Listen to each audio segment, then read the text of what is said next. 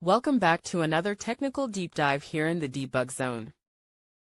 Today, we're tackling a big question and breaking it down with insights from other users. Hopefully, this clears up some misconceptions and helps you get the answer you need. So buckle up, stay a little curious, and let's jump right in.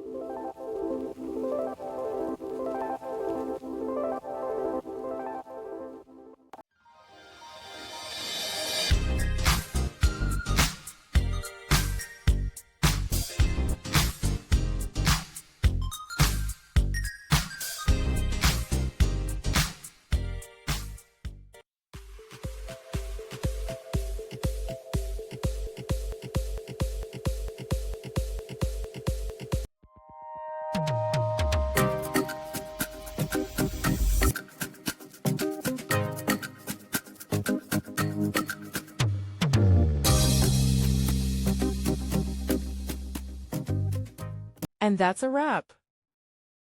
I hope you found the answer you were looking for. If you did, take a second to hit that subscribe button. It really helps out. And let me know in the comments which solution worked best for you.